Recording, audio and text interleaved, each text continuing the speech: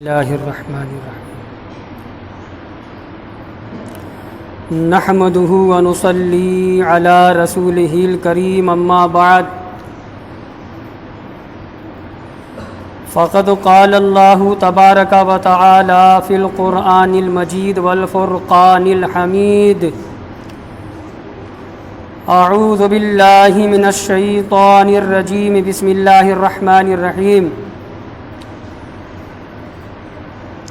وقالت اولاهم لأخراهم فما كان لكم علينا من فضل فذوقوا العذاب بما كنتم تكسبون إن الذين كذبوا بآياتنا واستكبروا عنها لا تفتح لهم أبواب السماء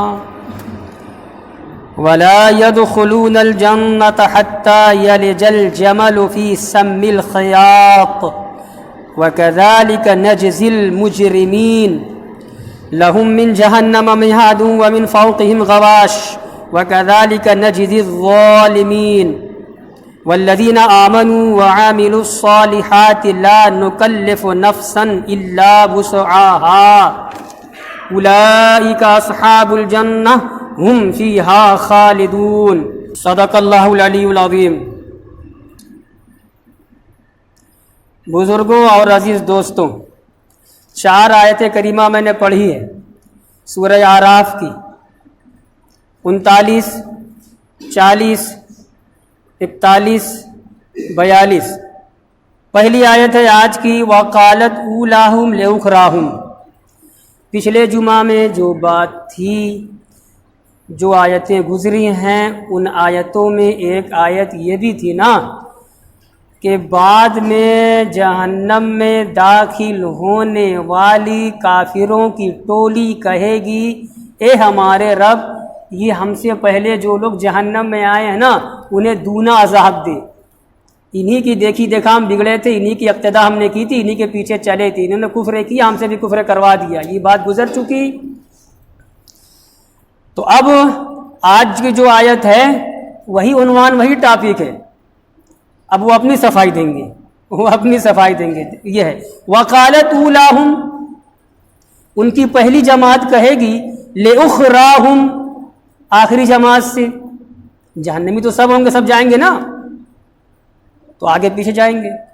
تو بعد میں جو جماعت داخل ہوگی جس نے یہ کہا تھا کہ پہلی جماعت کو یا اللہ ہمارے پروردگار دونا عذاب دے، تو اس جماعت سے پہلی جماعت کہے گی فما کان لکم علینا من فضل، ہمارے اوپر تمہاری کوئی فوقیت تو تھی نہیں۔ کیا تفسیر یہ ہے کہ بھائی ہم نے کفر کیا تو تم نے بھی کفر کیا، تو کفر کرنے میں ہم سب برابر ہو گئے۔ یہ کہیں تو کہہ رہے ہو کہ ہمیں دونا عذاب ملے اور تم کم عذاب میں رہو۔ فذوقوا العذاب، تو عذاب چکھو، بما کنتم تکسبون، اپنے کیے کے بدلے، جیسے ہم چکھ رہے ہیں ویسے تم چکھو۔ بس یہ تفسیر بھی ہو گئی اور ترجمہ بھی ہو گیا۔ کہتے ہیں کہ بات یہ ہے کہ اس کا مدعا یہ ہوگا، پہلی جماعت کا مدعا، اس کے قول کا خلاصہ یہ ہے کہ کچھ نہیں، یہ سب مت کہو کہ ہمیں کم عذاب ہو اور ہمیں زیادہ عذاب ہو، کفر میں ہم سب برابر ہیں۔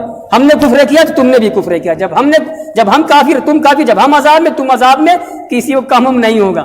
ان الذين كذبوا بآياتنا واستكبروا عنها لا تفتح لهم ابواب السماء ولا يدخلون الجنة حتى يلج الجمل في سم الخياط وكذلك نجزي المجرمين۔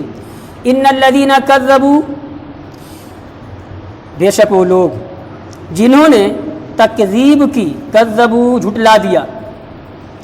اللہ پاک فرماتا ہے بے شک وہ لوگ جنہوں نے جھٹلا دیا بے آیاتنا، ہماری آیتوں کو، ہمارے حکموں کو جن لوگوں نے جھٹلا دیا، واستکبروا عنہا، اور ہماری آیتوں سے بڑے بنے، تکبر کیا، ایمان نہیں لائے، ان کا انجام کیا ہوگا؟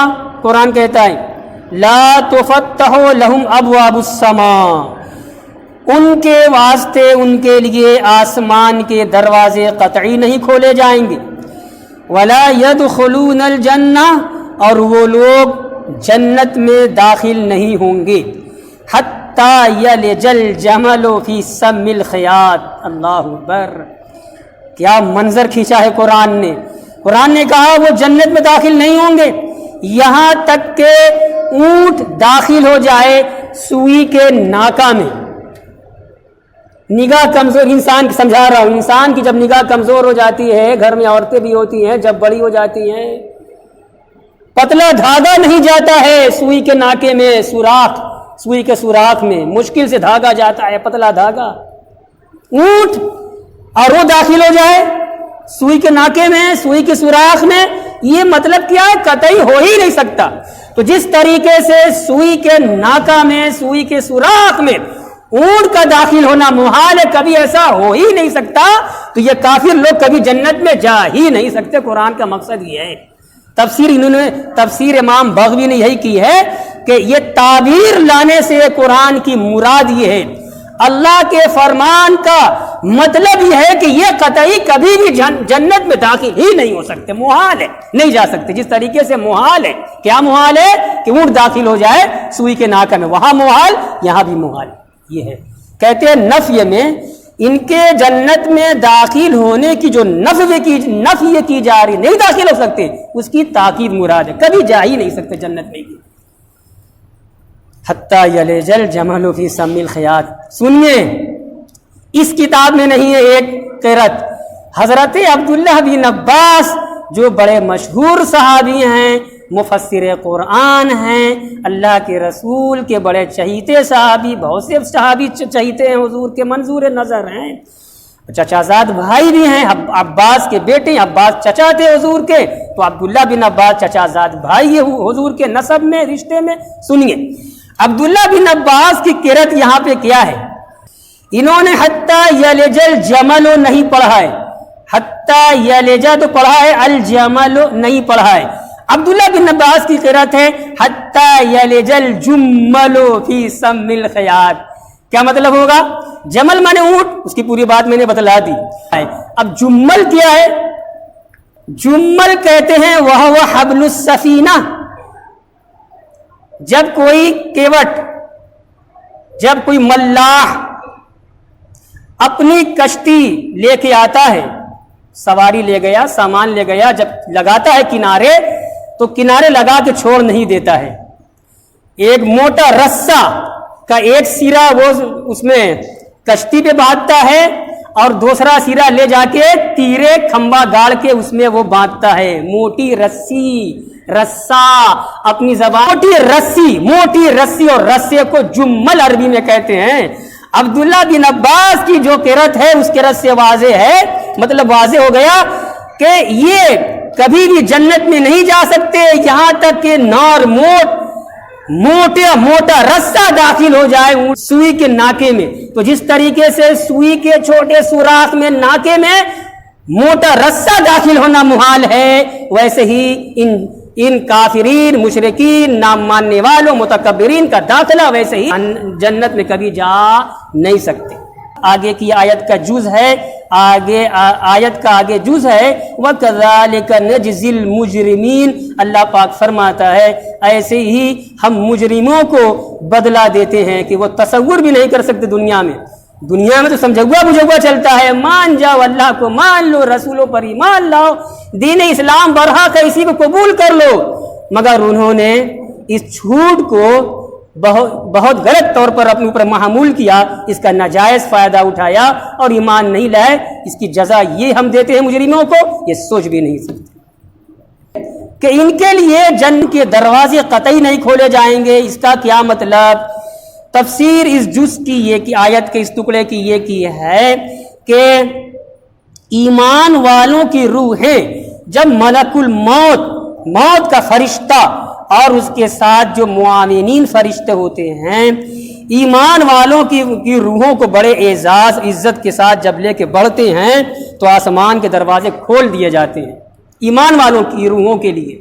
لیکن جب یہ بے ایمان مرتے ہیں، یہ کافرین مرتے ہیں، یہ متکبرین مرتے ہیں، تو فرشتے لے کے بڑھتے تو ہیں، اوپر جاتے ہیں، آسمان کے دروازے کھولے نہیں جاتے. اور جلال الہی ہوتا ہے یہ نہ ماننے والا تھا, یہ متکبر تھا, یہ مشرک تھا, یہ کافر تھا, اس کی روح دروازے قطعی نہیں کھولے جائیں گے. فرشتہ اجل اس کو لے جا, اس کی روح جو بدبودار ہے, جو مہک رہی ہے, نجس ہے, اس کو لے جا کر جہنم کے گڑھے میں پھینک دے. یہ تفسیر انہوں نے کی ہے.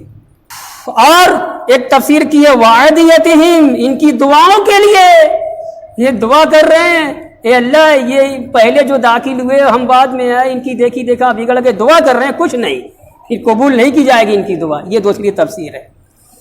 تیسری تفسیر ہے وَأَعْمَالِهِمْ, ان کے اعمال کے واسطے, یعنی مومنوں کر کے جب اچھے اعمال ہوتے ہیں, مومن جب کوئی نیکی کرتا ہے تو رحمت کا دروازہ کھل جاتا ہے, آسمان کا دروازہ کھل جاتا ہے, جنت کا دروازہ اس کے واسطے کھل جاتا ہے.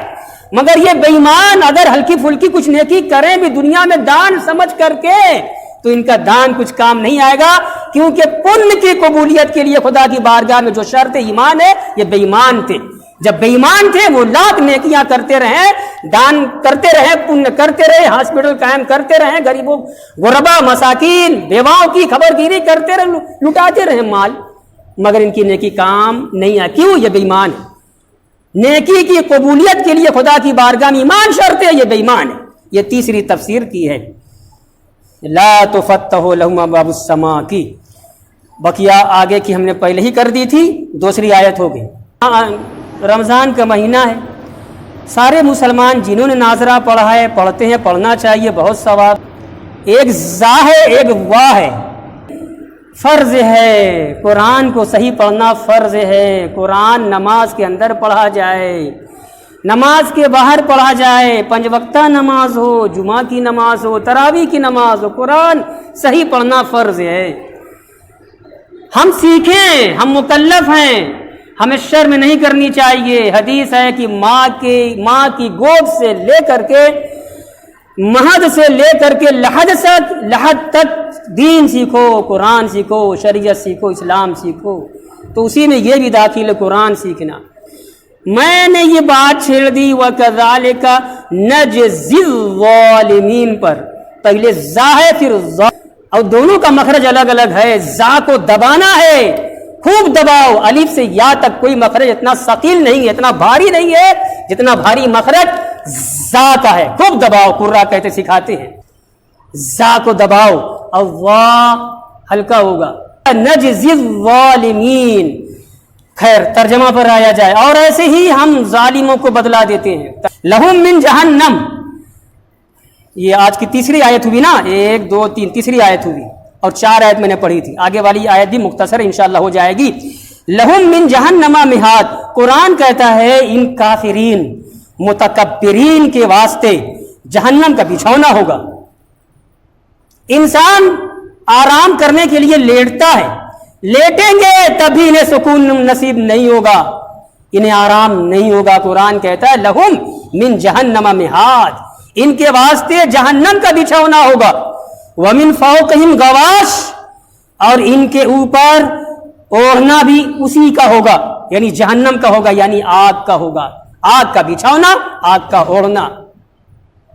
وَكَذَلِكَ نَجْزِي الظَّالِمِينَ, اور ایسے ہی ہم ظالموں کو بدلا دیتے ہیں کہ ہمارے احکام کو جب ٹھکرا دیا اور ظالم ٹھہرے تو پھر ہم ان کو وہ بدلا دیں گے, وہ عذاب دیں گے, یہ تصور بھی نہیں کر سکتے تھے دنیا میں. سمجھ گئے؟ اب تفسیر میں بس ایک پوائنٹ بیان کیا ہے, ایک جملے میں تفسیر کی ہے کہ قرآن کا یہ کہنا کہ جہنم کا ان کے واسطے بچھونا ہوگا, جہنم کا اوڑھنا ہوگا, مطلب ہر طرف آگ ہی آگ ہوگی, بھاگ نہ پائیں گے یہ. اور یہ تفسیر جا کر کے مل گئی سورہ زمر میں. سورہ زمر میں آیت نمبر 16 اللہ پاک فرماتا ہے لہم من فوقہم ظلل من النار ومن تحتہم ظلل. وہی بات کہی جو تفسیر یہاں سمجھائی ہے.